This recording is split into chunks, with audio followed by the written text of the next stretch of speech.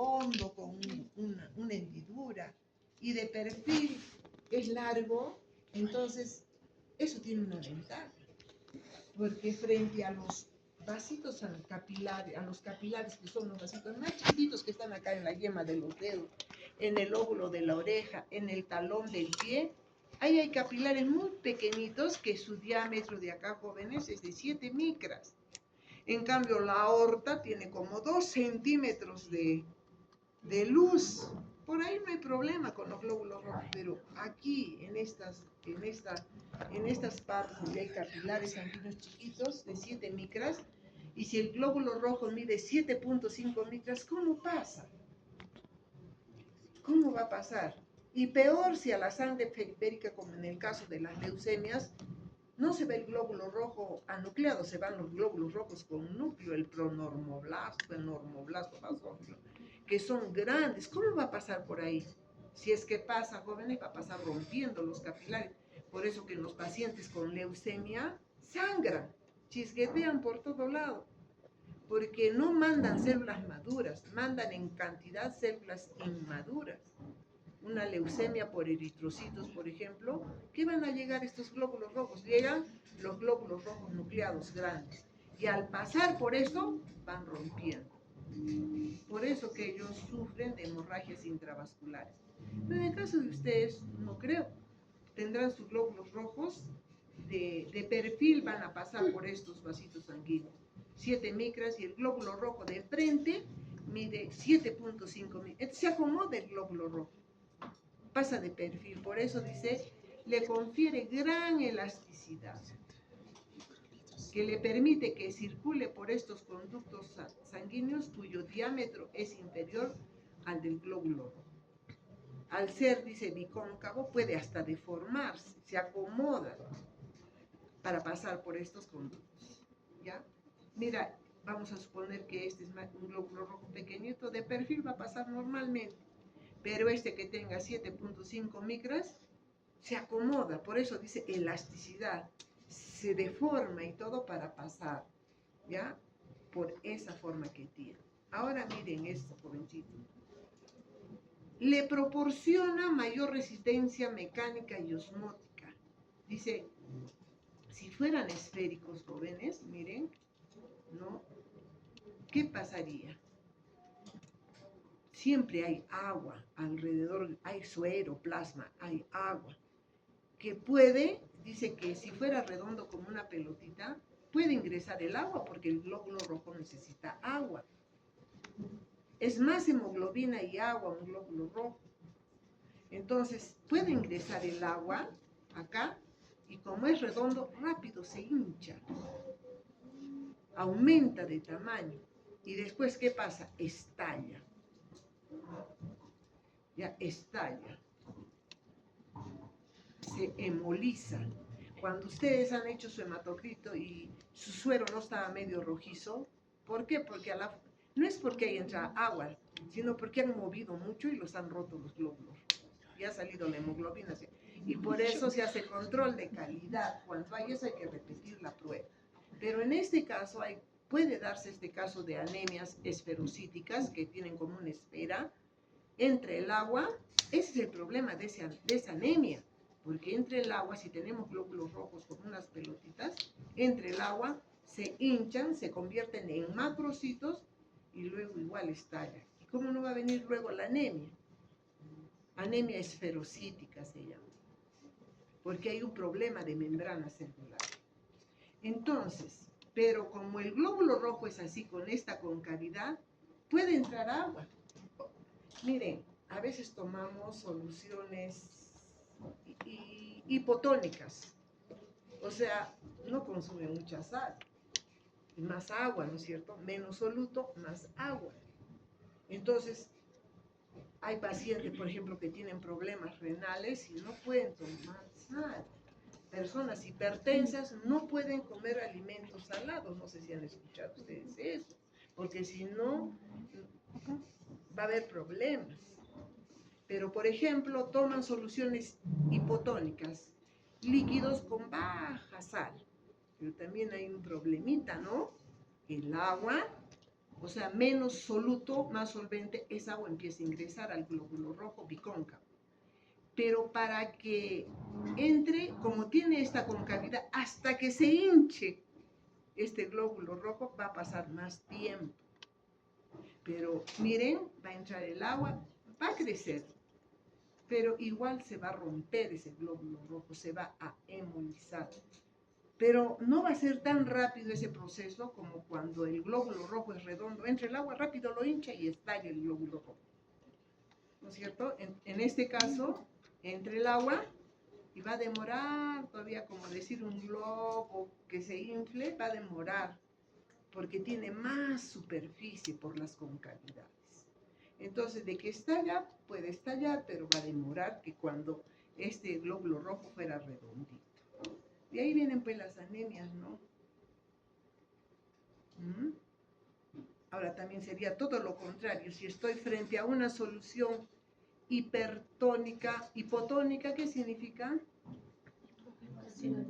Hipertónica, disculpen, es mayor soluto, menos agua. Y la hipotónica, menos soluto, mayor agua, ¿no es cierto? Entonces yo cuando enseñaba biología en aquellos años a veterinaria, medicina, biología, hacía la práctica de presión osmótica, de membrana celular. Como yo ya trabajaba en salud, yo hacía esta práctica, ponía los glóbulos rojos frente a una solución hipotónica, isotónica e hipertónica y que vean los resultados. En biología, bueno, hace 40 años enseñaba biología, ¿no? Entonces hacía la práctica para demostrar la presión osmótica. Pero no, ya, como les digo, yo trabajaba ahí en salud, entonces hacía la práctica con glóbulos rojos y lo ponía en 3 tipos de soluciones para ver cuál era el resultado. Con la isotónica no pasa nada. No pasa nada, se conserva el glóbulo rojo. Oye, no sé si han escuchado por televisión que el suero maligno, no sé qué ha pasado. ¿Qué estaban poniéndole al paciente? Solución hipertónica. No era suero fisiológico. El suero fisiológico es a 9 por 1000. 9 por 1000. 9 gramos para 1 litro de agua. Y una hipertónica es más de 9 gramos para 1 litro. Y una hipotónica menos sal y más agua. No sé si han escuchado por televisión que han muerto. Claro, les ha subido la presión, se han roto los glóbulos rojos, ha salido la hemoglobina, ha hecho una acidosis, que ya saben que es acidosis. La hemoglobina se junta con el agua, ácido carbónico, ya no le da tiempo a formar el bicarbonato, se les ha subido la presión y ahí han muerto un niñito, una mamá y todo ha muerto, ¿no? Quizás por ahí tienen la explicación. Composición bioquímica. Miren, los glóbulos rojos que han empezado a estudiar como recuento, jovencitos, no tienen núcleo. ¿Se han dado cuenta? Es membrana celular citoplasma. ¿Qué quiere decir? Que adentro no hay núcleo, no hay ADN, no hay RNA, no hay organela. Oye, entonces, ¿qué cosa es eso? Es una membrana celular y citoplasma. ¿Y adentro qué hay? Proteína. Es toda una maquinaria metabólica ese glóbulo rojo. Vive 120 días en la circulación. Pero para que viva, por lo menos tiene membrana celular, citoplasma, y dentro de la composición bioquímica tiene proteínas, tiene pues el agua, proteína total, proteína no hemoglobínica, proteína de estrógeno insoluble, proteínas de naturaleza enzimática, tiene nucleótidos, miren, casi todos los nucleótidos tienen ellos. ¿Ya? ¿Qué más tiene? No voy a detenerme allí porque eso es para que tengan solo como información. Disculpen, tiene todos los aminoácidos. Miren, prolina, urea, taurina, creatina, creatinina, treonina. Tiene cantidad de aminoácidos, tiene lípidos. No, miren, tienen lípidos totales, fosfolípido, colesterol total, ya saben ustedes qué es colesterol, ácidos grasos, como porcentaje de ácidos grasos totales de los lípidos neutros. Tiene ácidos grasos como porcentaje de los ácidos grasos, ahí están todos los lípidos. tiene cantidad de lípidos, tiene coenzimas y vitaminas. Miren, de acá a ver una tareita les voy a dar para el examen. ¿Cuál de estos son coenzimas y cuál de estos son vitaminas? A ver, este grupo, dígame nomás de ahí, ¿cuál es una vitamina? A ver, de esta mesa. Ácido ascórbico. Vitamina. Ya, ¿qué más? Ácido pantoténico. A ver, de este grupo, una vitamina, díganme que ustedes conozcan. Ácido pantoténico. La riboflavina, ¿no? Ácido. ¿Cuál es coenzima? Ya me van a decir ellos la coenzima. Ah, bien fácil. Entonces, conclusión. Oigan, tiene coenzimas, vitaminas, lípidos, proteínas, carbohidratos. A ver, en la mesa de al fondo, ¿cuál de estos es carbohidrato? Facilito. Unito, díganme para el examen. A ver, la mesa que más aplaude, la del fondo. Una, a ver, salven cualquiera, dígame un carbohidrato. Glucosa 6. Fructuosa 6-fosfato, fructosa 1,6 y fosfato, ¿no es cierto? Un ácido orgánico, ácido glucurónico, metabolito, un metabolito, el piruvato, ¿ya? O sea, tiene todo, no tendrá núcleos. Miren de los electrolitos. Ahí tiene toda una mina, ¿no? Plata, estaño, níquel, o sea, valemos pues plata, oro habrá, no hay oro, valemos plata, Qué lástima. está toda una mina. ¿Quién creyera nuestros glóbulos rojos tanto vale? Níquel tiene para hacerse. Por eso que algunos para donar sangre cobran, ¿no? Tiene bromo, tiene estos electrocalcio, plomo, sodio, tiene también plomo, ¿no? Miren, plomo, potasio, magnesio, tiene, ¿qué sería que tenga plomo? Ya no habría hemo, ¿no es cierto? Porque el plomo se han dado cuenta que corta el ácido delta aminolebulínico y el primer porfirino, ahí corta. O el plomo, ¿qué más corta? Abajo, ¿no? En la protoporfirina, cuando va a pasar a ser el hemo, ahí corta. Por eso hay anemias por plomo. En las minas donde existe, ya eso hemos hablado, ¿no es cierto? Bueno, esa es la composición bioquímica, la estructura. Acá vienen las prácticas. Estructura, la membrana celular y el citoplasma. ¿Ya? No hablo de núcleo, solo membrana celular. Miren, la membrana celular está compuesta por lípidos y proteínas. Es de naturaleza, mira, acá está la membranita. Mira, la membrana es lipoproteica, 1 y 2 capas lipídicas, y eso acá como el IU, ¿no? Mira, estas rayitas hacia arriba son las proteínas. Y si ustedes se dan cuenta, le dan una estructura, una arquitectura a la membrana celular.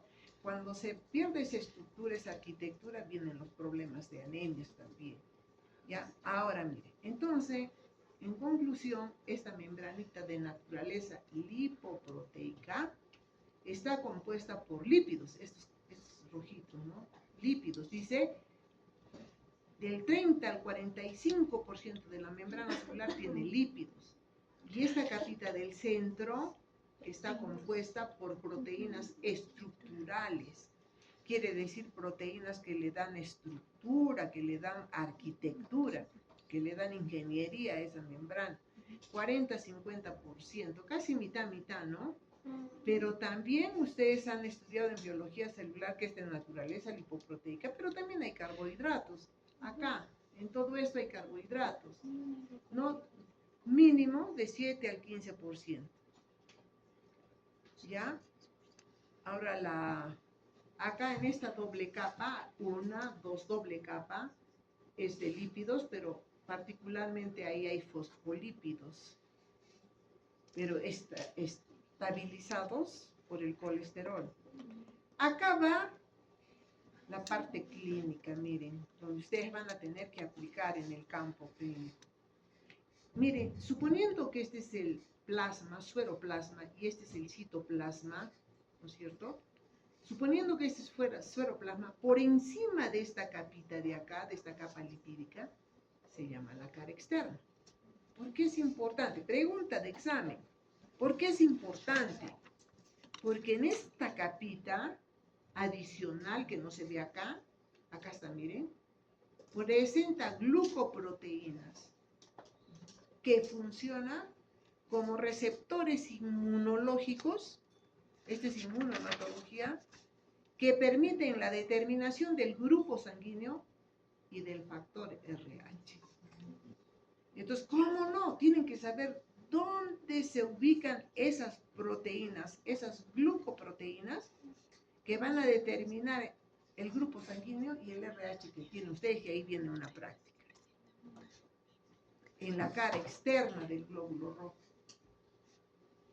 En cambio, ahorita vamos a ver grupo sanguíneo. Aquí en la cara interna, esta partecita, esta cara interna, es una capa adicional fibrilar, o sea, de proteínas fibrilares, no estructurales, que le van a dar pues esa elasticidad de la membrana. ¿Se acuerdan que si el vasito sanguíneo tiene 7 micras y el glóbulo rojo un poquito más grande, ¿cómo entra?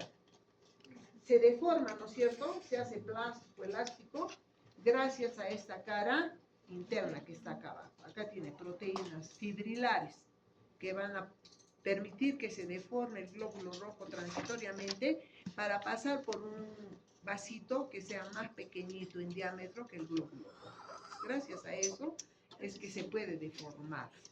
Bien. Entonces, de esta diapositiva, ¿qué pequeña lección estamos adquiriendo? Que acá, por encima de esta capa lipídica que está en contacto con el sueroplasma, hay una capita externa donde se encuentran unas proteínas que determinan el grupo sanguíneo del factor RH. Muchos de ustedes no tienen esas glucoproteínas. Como si 2 y 2 son 4, la mayoría no tiene esas proteínas. Del grupo sanguíneo ABO, ahorita vamos a ver por qué. Pero yo les aseguro que todos ustedes sí tienen un factor denominado RH. Toditos ustedes tienen una glucoproteína que es el antígeno D que determina el RH. Si lo tienen, son positivos. No sé si alguno no tenga ese antígeno. Son antígenos. Más bien yo les aseguro que la mayoría no tiene estos antígenos que determinan el sistema ABO. Eso les estoy diciendo, que la mayoría de ustedes son grupo O, no se dice cero, grupo O. Le dicen cero porque el O se parece al cero, pero está mal dicho, se dice O. ¿Qué quiere decir? Yo les aseguro, apostemos a que la mayoría de ustedes no tienen esos antígenos determinantes del grupo sanguíneo del sistema ABO. Esa va a ser una práctica. ¿Ya? Bien, ahí está, miren, más ampliado. ¿Cuál es la característica de la membrana del glóbulo rojo? Que es de naturaleza lipoproteica. Tiene una cara externa donde se encuentran las glucoproteínas que son determinantes del grupo sanguíneo o del RH o factor. Y acá, por debajo de esta carita interna, están otras proteínas. Hay varios, mira, las fibrilares, las que le van a dar la elasticidad o plasticidad al glóbulo rojo para deformarse transitoriamente y luego recuperar la forma. Pero si se deforma del todo, eso ya no es normal. Pero también, miren, podemos ver que hay proteínas de transporte, miren, como canales que van surcando toda la naturaleza lipoproteica. Mira, proteínas de transporte, seguro que transportan pues desde el plasma hasta el citoplasma, ¿no es cierto? Sistema de proteínas estructurales y de transporte, o sea, parece que aparte de esta capa proteica, hay otras proteínas que le dan mayor arquitectura, ¿no? Mira, proteínas de reconocimiento, proteínas receptoras, entonces hay cantidad de proteínas, ¿no? El citoplasma. Dentro de esa membrana del glóbulo rojo es una solución acuosa aquí adentro. de proteínas, ya saben, de electrolitos, de vitaminas, de enzimas, coenzimas. Es toda una maquinaria metabólica, pero la hemoglobina, esto de acá, constituye el 95% de las proteínas del glóbulo rojo. ¿Qué quiere decir? Que más son hemoglobina. El 5% que queda está formado por enzimas, ¿ya? Pero el 95% dentro de este glóbulo rojo está la hemoglobina.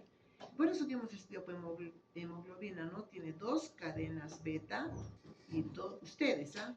La A1, la del adulto, 2 cadenas beta y 2 cadenas alfa.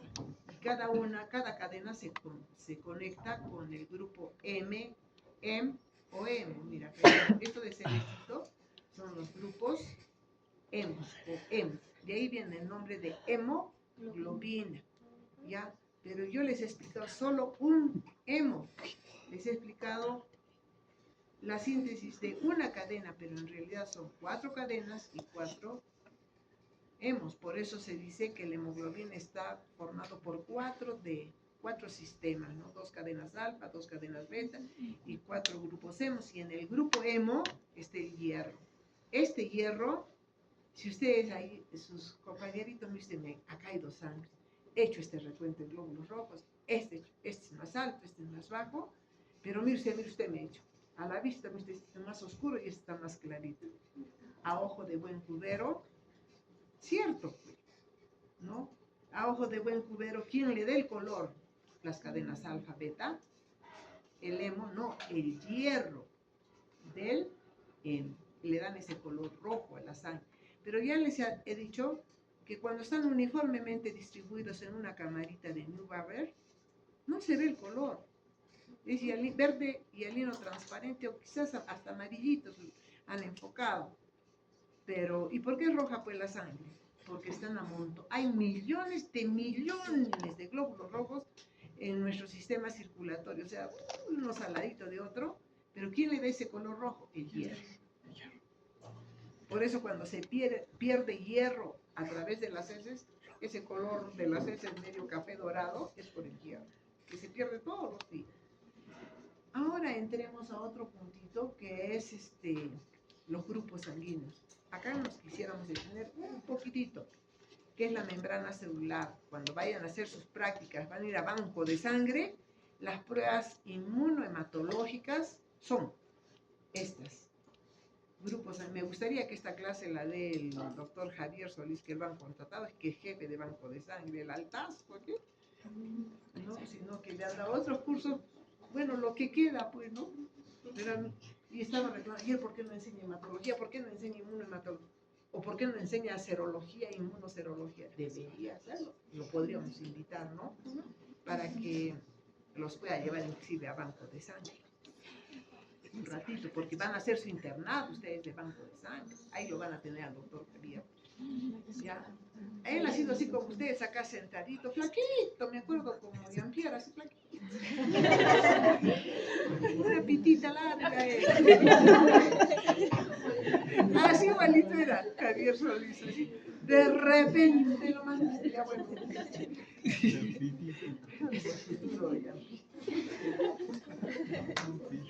Ese Javierito, así era, un alumnito de acá, oye, era juguetón, travieso, así como flor,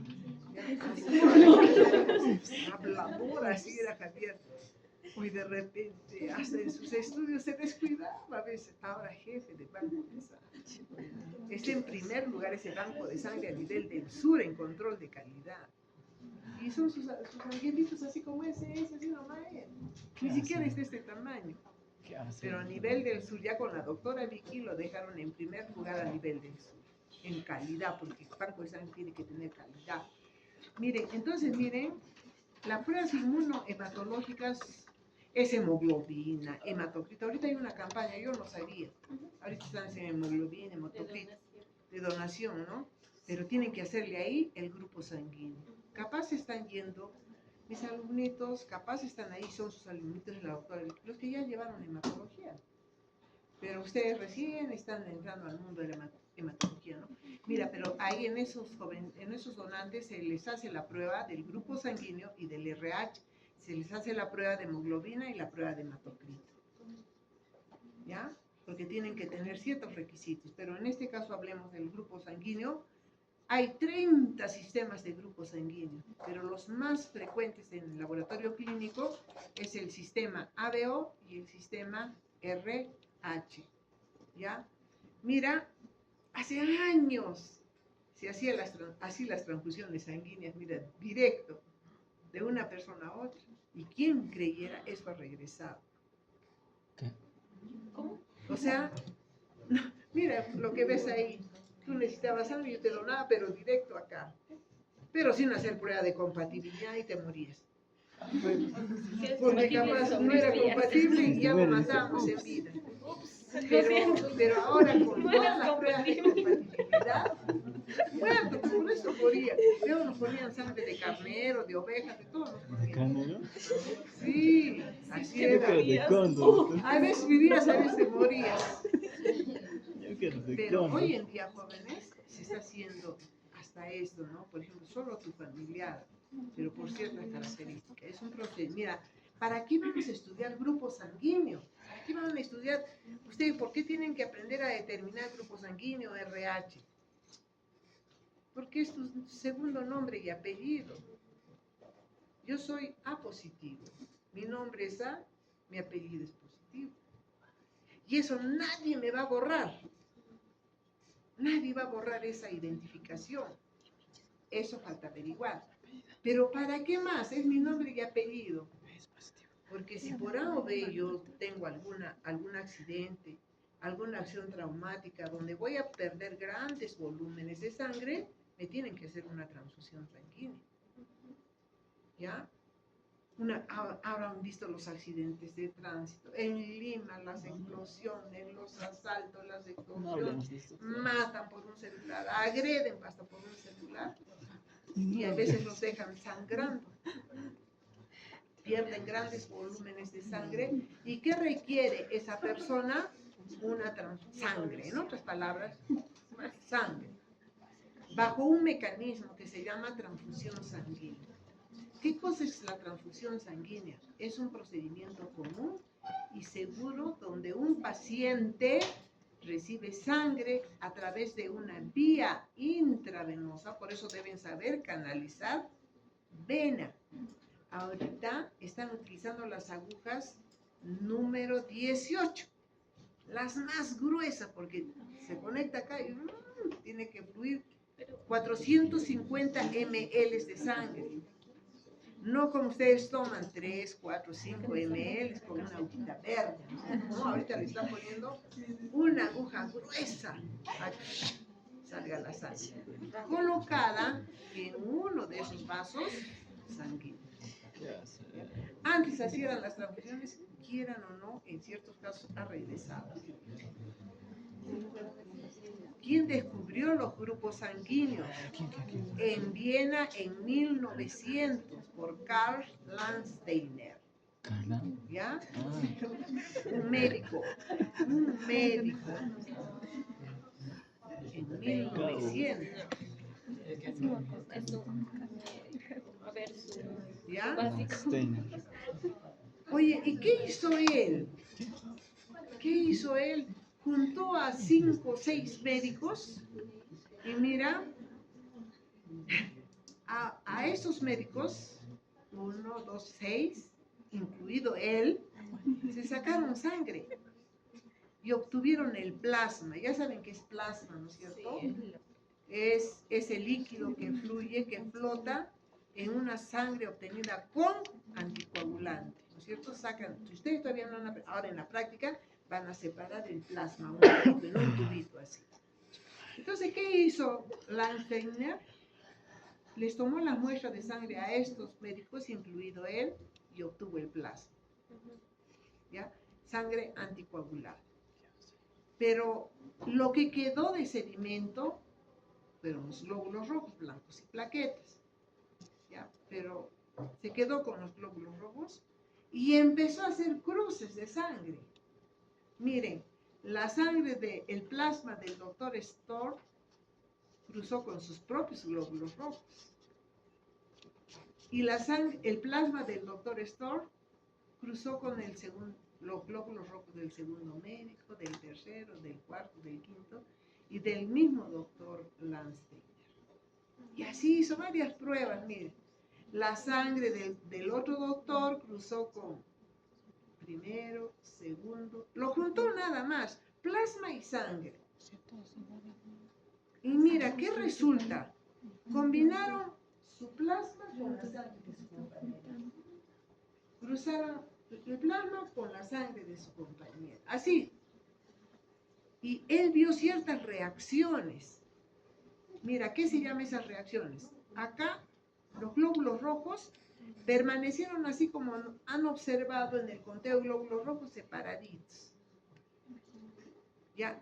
Pero otras muestritas de la combinación de plasma con glóbulos rojos, los glóbulos rojos se amontonaban. ¿Eso qué se llama? Se aglutinaban, no como los que hacen campaña en medicina, se han coagulado. Miren, miren, no es positivo porque se ha coagulado. No sé, eso no es coagulación, es aglutinación. Y miren, en esas pruebas, algunos, miren, los glóbulos rojos independientemente y estaban muy homogenizados en su presentación y otros aglutinados.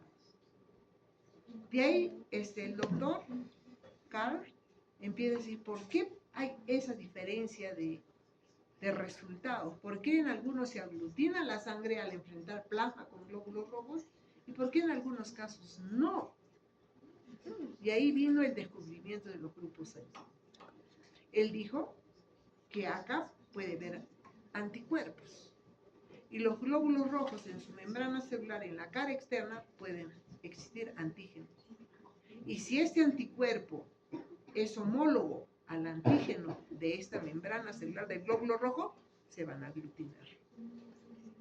Pero si son heterólogos, o sea, acá hay anticuerpos que no pueden reconocer a este antígeno, esa sangre no se va a aglutinar. Y de ahí se inicia el estudio de los grupos sanguíneos, basados en fenómenos inmunológicos de la presencia de antígenos y anticuerpos homólogos o heterólogos basados en un proceso de aglutinación. ¿Para qué es necesario saber nuestro grupo sanguíneo? Cuando se pierden grandes volúmenes de sangre, accidentes, traumatismos en una cirugía. Ustedes no han llevado parasitología todavía, ¿no es cierto? Hay un parásito chiquitito, así que tiene el perro, así de 4 milímetros, que viene en el intestino del perro y que todos los días, a través de las heces, evacúa los huevos de ese parásito, pero cuando llega a nosotros desarrollamos un quiste de hasta 50 centímetros, una larva, una bola. Y cuando ese paciente es intervenido, un día antes el doctor pide 8 unidades de sangre, que se prepare en banco de sangre. 8 unidades porque muy probablemente en sala de operaciones se pierde gran volumen de sangre. Pero es por una cirugía, ¿no? También, ¿dónde perdemos sangre? En los accidentes de tránsito, en una cirugía de tórax. ¿Qué más? ¿Dónde más perdemos sangre? En los embarazos ectópicos. ¿Qué cosa es ectópico? Fuera. Acá se debe de anidar, ¿no? El embrión. ¿Pero dónde se anida? En la trompa de falopio. ¿Sí? Acá está bien, porque el útero es como una cavidad elástica que empieza a aumentar de volumen en la medida que el embrión se va a ir desarrollando hasta tener un fetito, ¿no? ¿De cuántos centímetros? ¿De cuánto? De peso, 3,5 kilos de peso, algunos 4 kilos. Pero si se implanta acá, jovencitos, donde la trompita de falopio es delgadita y no es elástica, el embrión va a ir creciendo y se va a romper. Y la madre va a empezar a sangrar, que da miedo. Y esa sangre ni siquiera sale rápido por la vagina, sino primero se acumula en el útero porque todavía el cuello del útero está fuertemente cerrado. Entonces la sangre, ¿dónde se acumula? Acá. Después de 2 o 3 días se abre el cuello del útero, empieza a salir una sangre ya pero putrefacta, ¿no? Por eso que esos pacientes empiezan a sangrar y empiezan a hacer su septicemia y es bastante peligroso un embarazo ectópico, ¿no? Acá, por ejemplo, vemos que la trompita, miren cómo va aumentando por el embarazo ectópico. Va a llegar un momento que se rompe esa trompita que es fuertemente vascularizada y empieza a sangrar la paciente. Embarazos ectópicos. En los abortos, ¿no? El sangrado vaginal en el primer trimestre puede ser el resultado de un aborto espontáneo. Pero el sangrado vaginal en el segundo trimestre puede indicar que hay un problema de la placenta, ¿no? Estoy hablando en condiciones anatómicas, fisiológicas, ¿no? Capaz, miren, la placenta tiene que estar a un ladito, ¿no es cierto? Acá está la placenta y ahí se une con el cordón umbilical. Pero hay veces las madres presentan la placenta previa. ¿Qué significa placenta previa? Que esta placenta está antes que el feto. Se está empezando a desprender, se ha movilizado y se ha ido a cuello del útero. Se ha desplazado y empieza a sangrar, que da miedo. Y entonces se provoca el aborto espontáneo. Por eso que a las madres se les dice, cuando empiezan a sangrar un poquito, reposo absoluto, porque a veces tienen se llama eso placenta previa. La placenta acá es un lugar donde se han ido y ahí se desarrolla, ¿no? Ahí es la conexión, pero no para acá, en estos cuellos del útero. Entonces, como hay desprendimiento de placenta y se pone acá, desprendimiento, ¿qué quiere decir? Una acción traumática, pues. Y empieza a sangrar en forma difusa, pierde volumen de sangre y va a necesitar transfusión sanguínea. En las úlceras, jovencitos, ayer estábamos hablando con los de parasitología, Balantidium coli, entamoeba histolítica, trichuris, necator americanos, ankylostoma duodenale. Les encanta alimentarse de sangre, de la mucosa intestinal, no de la mucosa, de la submucosa intestinal, y le perforan, le hacen una úlcera, y esa úlcera empieza a sangrar, por decir, nada más. En el caso de las úlceras, no sé, Jean-Pierre, creo yo te pedía sangre, ¿no? En las vacaciones, por un familiar que tenía 6 de hemoglobina, 18 de hematocrito. Llegó de Tacna acá y dice que empezó a ver todo nublado, veía sombras, y él venía por la vista. Cuando las heces empezaron a salir negras, oscuras, o con sangre, no se daba cuenta, doctor, le dice, venir por la vista y me controló porque es trasplantado hígado. Pero mis heces están oscuras. De inmediato, emergencia, van a hacerle su dosaje de hemoglobina, hemoglobina 6, hematocrito 18. ¿Ustedes cuánto tienen? 45, 50, 54% de hematocrito. De inmediato a Traumachoca, UCI, pedíamos sangre, por eso le escribí a él, necesito sangre. A positivo, yo estaba lejos, yo tenía positivo. Sí hubieron jovencitos que yo recurría, a mi ayudante Katia, a todos los ayudantes de Katia, fueron, pero no pudieron ser donantes, porque su hemoglobina y hematocrito estaban bajitos. ¿Ya? Entonces, más combo para esos jovencitos. Sí, miren, las úlceras, jovencitos, según su nivel anatómico y grado de contaminación, ¿qué es una úlcera? Es una perforación que puede producirse a nivel del estómago.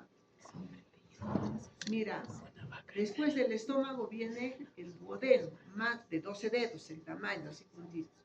Más allácito está el yeyuno, ya cerquita, el duodeno, yeyuno e ileón, ¿no? Y luego viene el intestino grueso. Puede estar aquí, en el estómago, puede estar en el duodeno, yeyuno o el ileón, o puede estar en el colon. Por eso dice, las úlceras, recordando un poquito de anatomía, pueden ser altas o gastrointestinales, úlceras pépticas. Es esto. Medias o yeyunales o perforaciones tifódicas. Acá, esto todavía es duodeno, más bajito. O bajas o colónicas, producidas, por ejemplo, por una diverticulosis. Hay que tener cuidado cuando nos salen como unas pelotitas ahí adentro, divertículos, porque eso con los mismos alimentos que pasan, rozan y empiezan a sangrar. Entonces las heces, en el otro grupo, la primera práctica es examen macroscópico de las heces. Tienen sangre, tienen grasa, tienen pus. Es lo primero que tienen que ver, examen macroscópico de las heces. En las heces no debe haber sangre, moco, grasa ni pus. Examen macroscópico de las heces. Y cuando ese examen a la vista está, o hay veces de pronto ustedes amanecen en la cama y aparece una mancha de sangre. Eso se llama en clínica melenas, ¿no? Hay una manchita de sangre en la sábana. Y ese es un sangrado que preocupa a la enfermera cuando el paciente está hospital. De inmediato comunica al doctor porque el paciente está sangrando, ¿no? Ahora miren, hay pacientitos que sufren de hemofilia. Nosotros vamos a llevar en la última parte del curso hemostasia y coagulación. Y no sé a quién le ha tocado ese temita, pero la hemostasia, la coagulación, primero la hemostasia, que ya por fisiología, ¿no es cierto? En el aparato circulatorio, que se estudia la hemostasia. La hemostasia tiene 4 etapas. La fase vascular. Cuando nos pinchamos, el vasito rápido se contrae, vascular. Segundo, y si yo le vuelvo a frotar en esa toma de muestra de sangre, le vuelvo a frotar, va a volver a sangrar. ¿Qué ha pasado? La primera fase es muy débil. ¿Qué empieza? A llegar las plaquetas. Y las plaquetas hacen un coagulito, un trombito, pero de plaquetas. Yo le vuelvo a frotar, se rompe, vuelve a sangrar. Oigan, la tercera etapa, la coagulación, es más resistente. ¿Por qué? ¿Qué es la coagulación? Participan las plaquetas, glóbulos rojos, glóbulos blancos, pero además factores de coagulación. 12, 14 factores de coagulación. Pero en el caso de la hemofilia, que es un problema genético, cuando falla un factor, el factor 8, el factor de von de Willebrand, no permite la coagulación sanguínea, que forme un tapón con hilos de fibrina, atrapadas las plaquetas, glóbulos rojos, glóbulos blancos, y nos formen un tapón muy fuerte y poderoso. Estos pacientes, como les falla el factor 8, no pueden llegar a formarse tapón. Y por eso van a tener cuidado cuando tomen una muestrita de sangre. Ese pacientito, ¿qué tal? Le pinchan y sigue sangrando, ¿no? Entonces, esos pacientes tienen que estar tratados. Si no están tratados, cualquier golpecito empiezan a sangrar y como no tienen ese factor de la coagulación, ¿no? que sirve para que el fibrinógeno se convierta en hilos de fibrina y formen un tapón. Por eso cuando ustedes se toman la muestra, ¿acaso siguen sangrando? ¿No es cierto? Rápido, se actúa la fase vascular, la fase plaquetaria, la fase de coagulación. Y si se han hecho un hematoma, se han hecho un chichón, ya por ahí también se califica la toma de muestra de sangre. Pero a la otra semana ese chichón ya está planito, ¿no? Eso se llama cuarta fase de la coagulación, no se asusten. Eso se llama retracción del coágulo, o sea, ahí que le han hecho un coágulo, le han roto. Ese chichón que va a ir cambiando de colores, ¿no? Negro, verde, violeta, amarillo y rosadito. A la otra semana es planito. Porque ahí se ha activado la cuarta fase de la hemostasia, que es la retracción del coágulo. Primero el chichón era el coágulo, y poquito a poco se va a ir retrayendo. Es no tan normal, pues, bueno, pero nuestro cuerpo responde. No es normal que te hagan un chichón, ¿no? ¿Qué quiere decir? Que esta es la venita, han pinchado acá y se les ha ido hasta el otro lado. Ya. Eso quiere decir. Han perforado el vasito. Y eso Es que mira, tú tienes que entrar con la jeringa, con la aguja, acá al centro del vasito. Has pinchado acá, salió sangre, pero de pronto has hecho un movimiento y te has ido hasta el otro lado. Has roto por anga y manga el vaso sanguíneo y está sangrando ahí adentro. Y se forma pues un coágulo. Rápido reaccionamos con la fase vascular, la fase plaquetaria, la fase de coagulación, y dentro de una semana ya está planito por la retracción del coágulo. Las 4 etapas. ¿Ah? Bueno, eso es otra cosa, ¿no? El aire hay que tener cuidado, ¿no? Esa es otra cosa, ¿ya? Entonces, miren, en la hemofilia van a sangrar, si no está tratado el paciente, no le colocan ese factor, entonces a la mínima lesión va a sangrar, ¿ya? Esto. En las leucemias, jovencitos, no mueren por la superpoblación de glóbulos rojos, blancos. Hay leucemias. La leucemia más es por los glóbulos blancos, también puede ser por los glóbulos. Sobreproducción de células, descontroladamente. En un frotis sanguíneo, en un solo campo, vemos así los glóbulos, los leucocitos. Cuando los leucocitos están en un campo, 1, 2, en el otro ninguno, en el otro 5, en el otro 2, en el otro ninguno, así como los reticulocitos, parecido. Pero en un campo aparecen así los leucocitos. Y ahí nomás ya tienen que ponerse a pensar, o es una infección aguda o es una leucemia. Pero saben que el paciente no muere al final por la superpoblación de leucocitos, sino mueren por anemia. Porque estas células, dependiendo, ya en la segunda unidad vamos a hacer formación de los glóbulos blancos, también tienen núcleo, ¿no? Son grandes.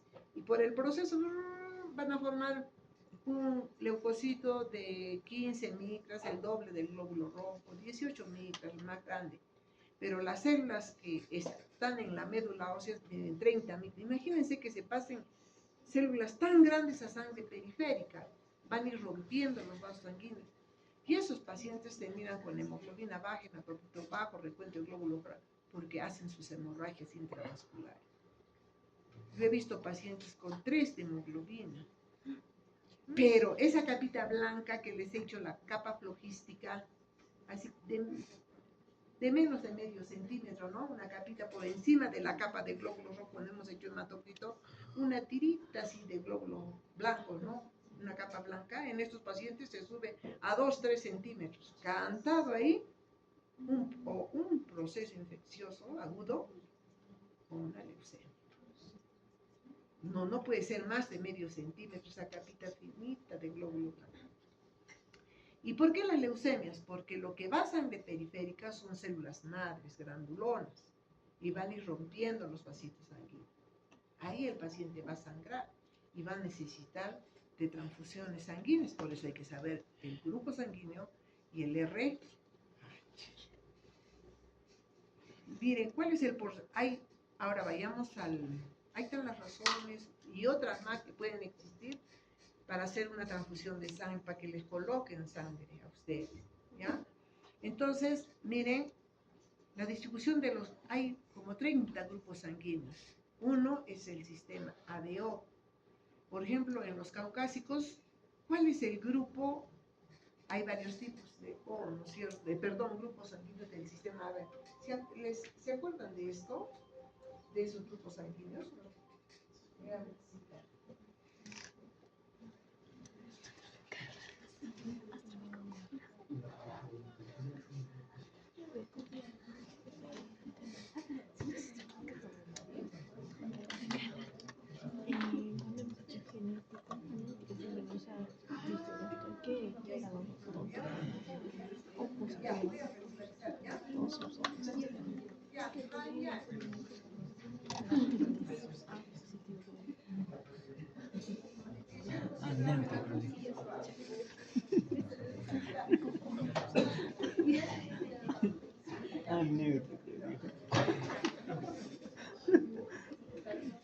Entonces, miren, dice 43% grupo A, 9% grupo B, 4% grupo AB, 44% grupo O. Pero yo les aseguro que acá 97% grupo O, 1% A, o digamos 90% será. O la mayoría casi todos habrá diferente. Levanten la mano todos los hombres. Ya. Un tantito de grupo A. ¿Quién habla tiene A? Ya estoy para la práctica. Ya, doctora. Otro para B. Y quizás uno o ninguno grupo AB. Si es que lo hay, en buena cuenta. Para la práctica ya tenemos ahí. ¿Quién es? Ya. Entonces ya cada uno sabe. Y si no, lo vamos a investigar acá. ¿Ya? Genética de los grupos sanguíneos ABO. ¿Qué cosa es ese sistema ABO? ¿Qué es A? ¿Qué es B? ¿Qué es AB? ¿Qué es O? Escuchen. ¿Qué cosa es eso? Se determina el tipo de sangre en base a la presencia o ausencia de ciertos antígenos en esa cara externa de la membrana del glóbulo. En la cara externa, no estoy diciendo en la capa lipídica, hay una capita adicional. Entonces, ¿qué cosa es el grupo sanguíneo ABO? La presencia o la ausencia de antígenos en la cara externa de la membrana celular del glóbulo. ¿Qué es antígeno? ¿Qué es antígeno? Son proteínas. ¿Y qué es anticuerpo? Otra proteína. Pero el anticuerpo es ¿no? Anti, la presencia de un antígeno homólogo. ¿No es cierto? Ahorita van a entender. Pero ¿quién comanda todo eso? Dice que hay un gen, los genes, hablemos de genes. El gen H, los genes ABO y el gen C, el gen secretor. Hay tres tipos de genes, gen H, genes ABO y el gen secretor. El gen H tiene los alelos dominante H mayúscula y recesivo H minúscula. El gen ABO tiene los alelos A, el alelo B y el alelo O, no es cero. El gen C tiene los alelos dominantes SE y minúscula SE, recesivo. Ahora miren, ¿qué es el antígeno H? El antígeno H, miren, es la base sobre la cual se construyen los antígenos A y el antígeno B. Bueno, esta es teoría, ahorita vamos a ver en unas imágenes, ¿ya? Es la base. Hay pacientitos que no tienen esta base, el antígeno H, pero la mayoría de nosotros tenemos ese antígeno H, que es la base sobre la cual se construyen los antígenos A y el antígeno B. Entonces, los genes AB, ¿qué hacen?